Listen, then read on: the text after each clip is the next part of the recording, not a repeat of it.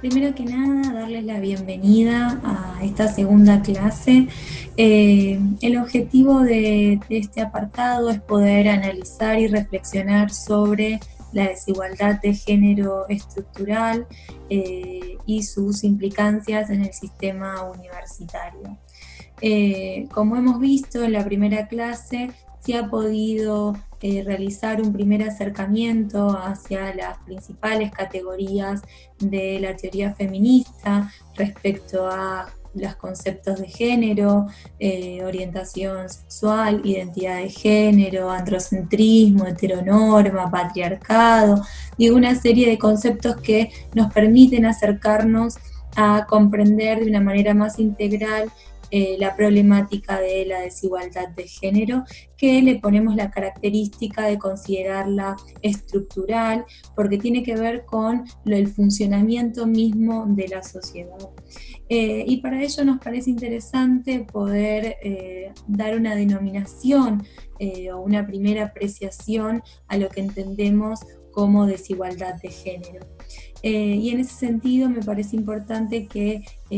empecemos denominándolo como la expresión del ejercicio de poder de un género, que es el masculino, sobre las minorías. Minorías no hablamos en relación a la cantidad de personas, sino minorías en relación a la existencia de subordinación y de opresión hacia las mujeres y la diversidad sexual entendida dentro de la comunidad del LGTBIQ+. Cuando hablamos sobre desigualdad de género nos referimos principalmente a lo que tiene que ver con los roles de género y los estereotipos, que son de alguna manera lo que se demanda a las personas en función del sexo al nacer, ¿no? Sabemos que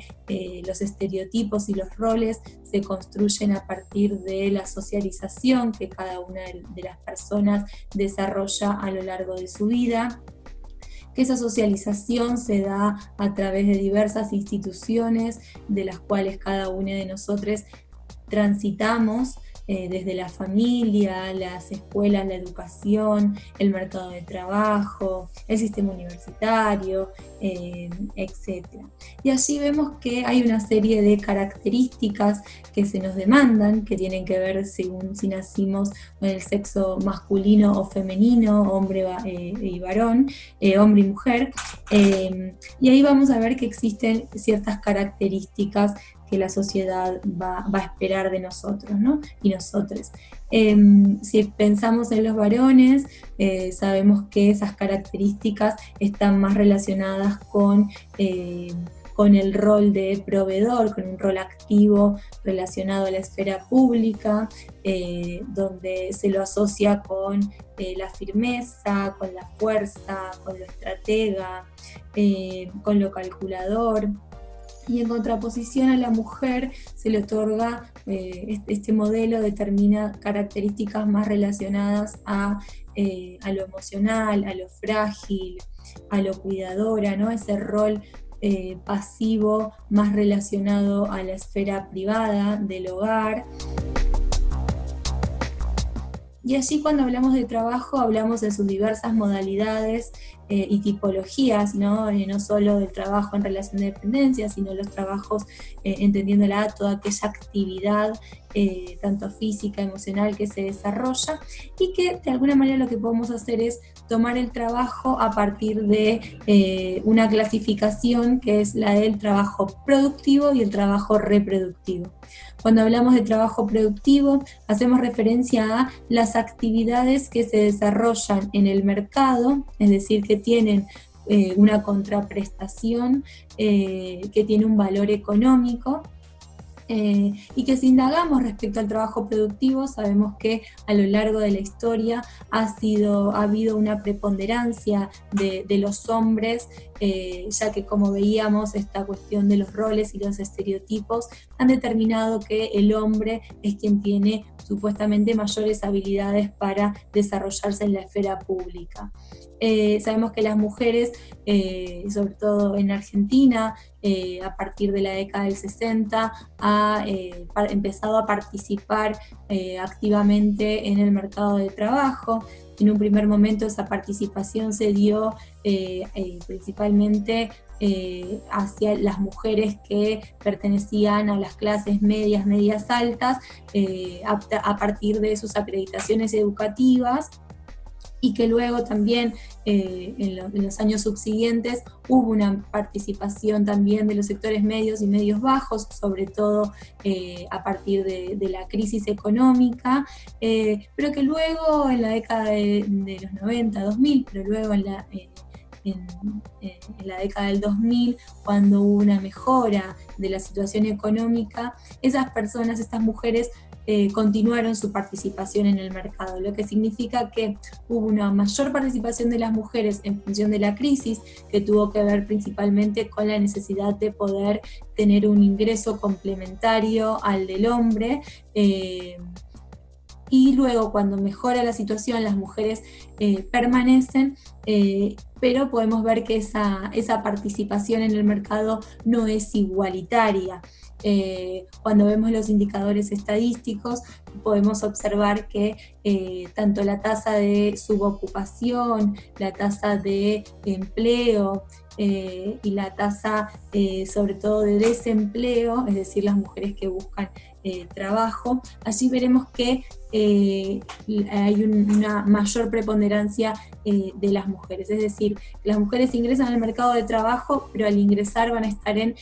peores condiciones laborales que los hombres. Y esas condiciones laborales las podemos medir a partir de sus ingresos, es decir, la brecha salarial, que se va a poder medir a partir de la estabilidad laboral, el tipo de ocupaciones que desarrollan. La teoría de la segmentación del mercado nos permite entender que las ocupaciones de alguna manera podemos dividirlas en primarias y secundarias, ¿no? Primarias cuando nos referimos a aquellas que están más vinculadas al núcleo principal de la organización del trabajo, y secundarias las que tienen que ver con ocupaciones que, si se quiere, son más rudimentarias, que son de asistencia y de complementación, y allí vemos una mayor participación de las mujeres en contraposición a lo que son las ocupaciones principales o núcleo de la organización del trabajo. Y esto tiene múltiples causales. Entre ellas, una de las cuestiones a abordar tiene que ver justamente con la conciliación entre el trabajo productivo y las tareas de cuidado. Cuando hablábamos al principio respecto al trabajo y la división entre trabajo productivo y trabajo no reproductivo, es interesante poder indagar qué es el trabajo reproductivo. Y así la disciplina de la economía feminista ha podido aportar producciones académicas que nos permitieron poder entender de alguna manera en qué consiste esta situación. El trabajo reproductivo es el trabajo que se desarrolla en los hogares, que tiene que ver con el trabajo doméstico y con el trabajo de cuidado. Trabajo de cuidado nos referimos a la asistencia a las personas y en el hogar, y esa asistencia tiene que ver a las personas menores, a los adultos mayores, a las personas con discapacidad o a las personas con enfermedades que pueden ser crónicas o pueden ser temporales, ¿no? Entendiendo que la vida en sí misma es vulnerable y como tal siempre implica la necesidad de cuidado.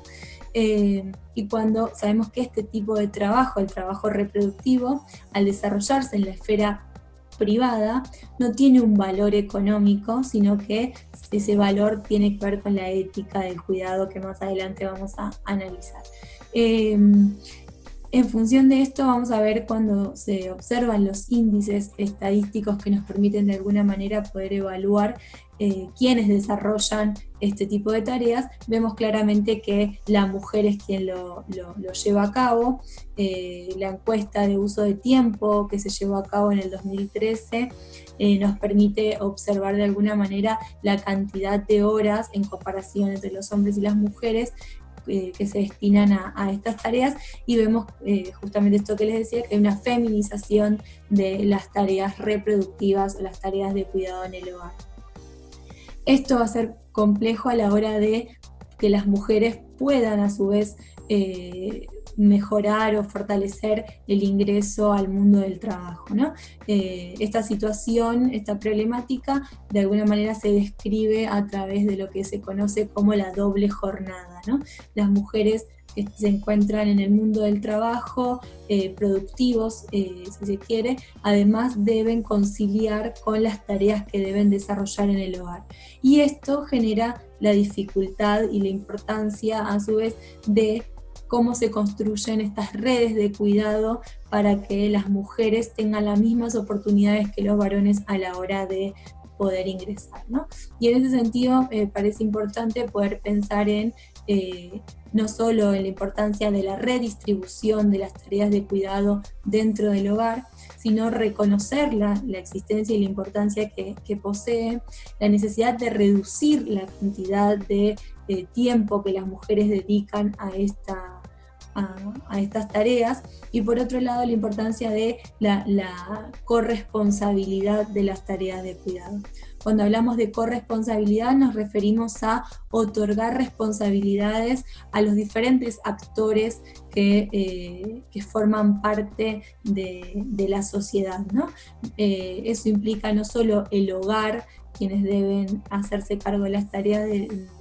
domésticas o reproductivas, sino que también hace referencia al mercado, al Estado, a las organizaciones sociales, y claramente no todos tienen la misma responsabilidad, ¿no? Pero sí todos estos actores de alguna forma cumplen un rol respecto al cuidado y forman parte de esa red y ese tejido que permite sostener estas tareas. Por eso es importante que si hablamos de poder empezar a afrontar la desigualdad de género, es necesario poder poner como uno de los ejes principales para abordarlo también, ¿no? Entre varios, entre ellos la redistribución y corresponsabilidad de las tareas de cuidado. Dicho esto, que es un apartado para poder pensar un poco qué es lo que ocurre con esta situación, es importante que podamos ahora pensar qué es lo que sucede respecto a la desigualdad de género en el ámbito universitario, que es el que a nosotros nos compete de alguna manera. En ese sentido vamos a ver, como veíamos recién, como esta existencia en el mundo del trabajo de ocupaciones, se quiere, femeninas o masculinas, ¿no? Esto que decíamos, las ocupaciones femeninas, donde están más asociadas a tareas de cuidado, de enseñanza, de salud, ¿no? Y tareas administrativas, y a los hombres más relacionados con tareas vinculadas a lo físico o a puestos jerárquicos, teniendo en cuenta esta idea de que los hombres se le demanda estas características de ser estratega, de fríos, calculadores, y que tienen mayor potencial supuestamente para desarrollarse en la esfera pública. Vamos a ver que esto va a tener también un correlato en el sistema universitario. Traemos los indicadores estadísticos del informe de la Secretaría de Políticas Universitarias del año 2019, porque nos parece importante poder ver la participación tanto de hombres como de mujeres en los diversos claustros y escalafones del sistema universitario. Es una categoría binaria, lo tomamos de esta manera porque el informe está constituido de esta forma. Creemos que es un desafío institucional poder abordarlo de una manera inclusiva, pero a pesar de eso nos resulta importante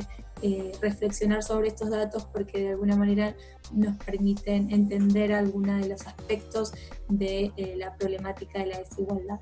En ese sentido, mencionamos que tanto docentes como no docentes hay una paridad en el sistema universitario,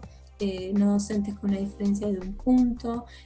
Cuando indagamos el claustro estudiantil, vemos que hay una mayor participación de mujeres, esto es, tanto inscriptos, inscriptas, como estudiantes y egresados y egresadas, que oscila la participación entre un 58 y un 61%, y cuando indagamos respecto al claustro o al escalafón de autoridades superiores, ahí vamos a observar que hay una mayor participación de varones por sobre las mujeres.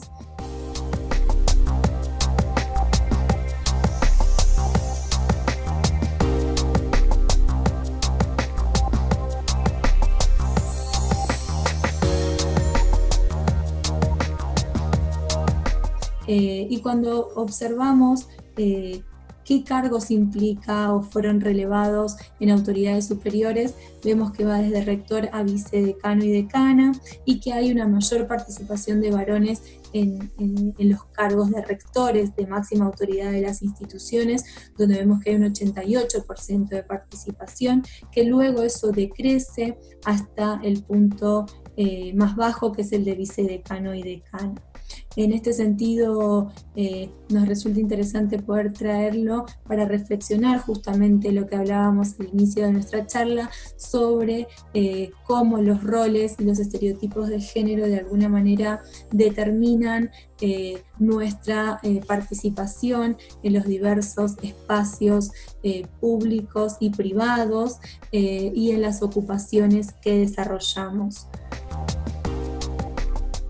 La problemática de la participación de las mujeres en puestos jerárquicos o en espacios de toma de decisiones, de alguna manera ha sido abordado por la disciplina de la economía feminista, que ha sabido denominar esta problemática a través de la conceptualización del techo de cristal, haciendo referencia a la dificultad de poder acceder. Y existen diferentes causales, ¿no? Entre ellas la causal de disponer de jornadas de trabajo extensas,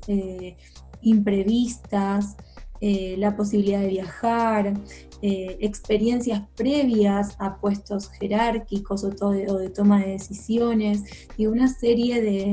de causales que de alguna manera excluyen y que cuando uno observa por qué existen estas problemáticas, uno lo asocia tanto a los roles de género como a los estereotipos y también a la dificultad de poder conciliar el trabajo productivo con el trabajo reproductivo no remunerado que se desarrolla en los hogares, que habíamos visto al inicio de nuestra charla. Esto lo que crea es el desafío de poder pensar en políticas institucionales que tengan que ver con reducir la carga horaria de las mujeres destinado al desarrollo de tareas en los hogares, empezar en políticas que permitan abordar de alguna manera las regulaciones tanto de licencias como espacios de cuidado dentro del sistema universitario que permitan esta redistribución y corresponsabilidad para de alguna manera poder fortalecer el tejido y la red de cuidados para generar una igualdad de oportunidades. Cuando hablamos de espacios de cuidado nos referimos a jardines maternales, lactarios, ludotecas, y creemos también que es importante poder desarrollar políticas institucionales que promuevan la participación de las mujeres en los espacios de toma de decisiones, como también la participación de la comunidad trans en el sistema universitario, ¿no? En todos los claustros, no solo en el estudiantil, sino también en la vida misma universitaria de cada una de las instituciones que conforman nuestro sistema. como así también fortalecer la promoción de la investigación y los contenidos sobre la temática de género y diversidad sexual.